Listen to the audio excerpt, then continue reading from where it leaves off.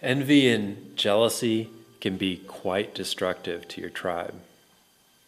Even though in more primitive tribes, envy could have a positive influence, as people who envy someone's superior position could have been motivated to improve themselves. Today, we understand that not everybody needs to achieve, and not everybody needs to be the bottle washer. The job of the bottle washer is just as important as the chief or the cook. If we do not keep these emotions in check, they can limit and reduce the power that the tribe has. Even modern-day economists understand that for an economy to be healthy, everyone needs to be in consideration in the economy. If all of the funds are flowing into just one group, this will hold the tribe back and reduce the tribe's power. To better understand the effects that envy and jealousy have on us, we need to improve our powers of observation on how these different emotions affect us in our lives. If we use prejudice, which is prejudging before knowing all and understanding how all the facts work together, this will cause us to make false responses and poor judgments. If you are observing a radar screen and you do not understand or read it correctly, you may think that another country is trying to attack you with other planes or an atomic bomb. This will cause you to type in the launch codes into nuclear weapons, and later you will find out that it was just a flock of birds or the moon coming out of the clouds. The same thing happens in our personal life when we have emotional launch codes. If we do not take time to fully understand what other people are saying or how they are treating us, then the code will go off on a tirade. An example of this was used in a skit on Saturday Night Live, where the news channel, they will allow visitors to come on, or viewers to come in and express their opinions on news stories. This one lady would go on for 2 or 3 minutes with complete anger against a topic. The newscaster would let her know that she had missed the information on the news and what she was talking about had nothing to do with the subject. This is called jumped into conclusions. When we jump to conclusions, we have to be very careful that we are not jumping into a bottomless pit. Today on the internet, there are so many false stories that are 100% made up. Some are benign, others create devastating consequences. It's like if your significant other was listening to a conversation at the party and they heard their name mentioned a few times, and then a few minutes later they heard the conversation and you said, "Isn't it a terrible thing that she's cheating on his wife?" They weren't talking about the first person, they were talking about someone that is totally different, but you missed the transition because there was just so much noise in the room. Another exercise that people do is putting the foot down.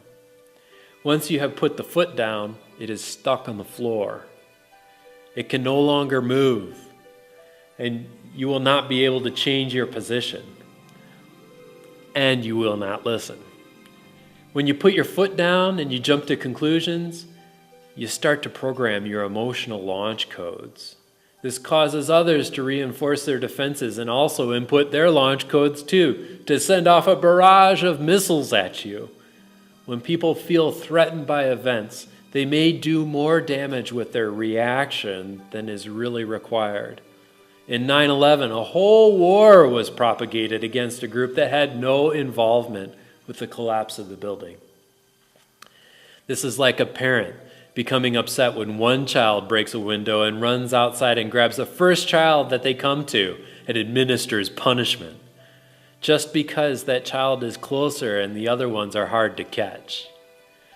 Many wars have started because of questionable events, as in the sinking of passenger ships, supposedly by the enemy.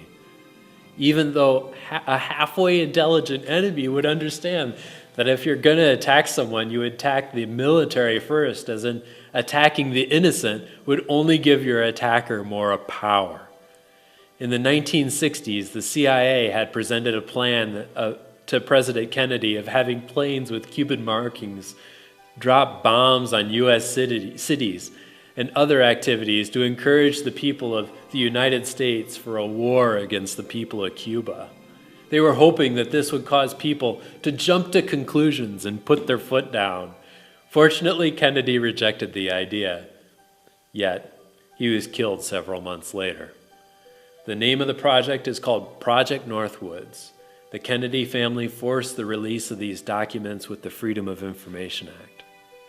All of these things occurred because people were jumping to conclusions and putting their foot down. When we feel threatened or jealous from situations, we need to stop and use our powers of observation.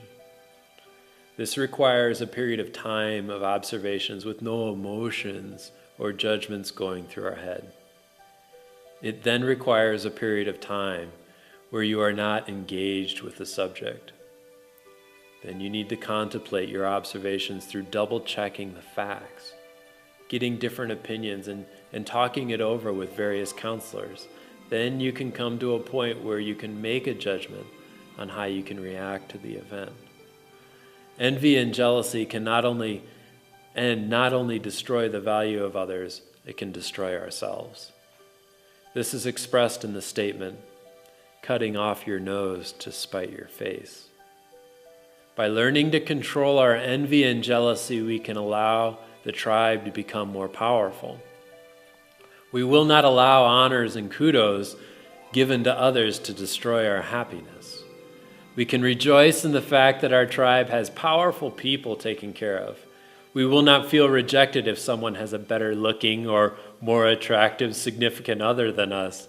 We can rejoice in their happiness, realizing that very likely we do not understand the whole situation that's happening in their relationship. By taking control of our emotions and feelings, we can then focus on our own capabilities and advancements that we can use to help the tribe. This will make us more attractive to other members of our tribe. Thank you so much for joining us on the road to Kaivala.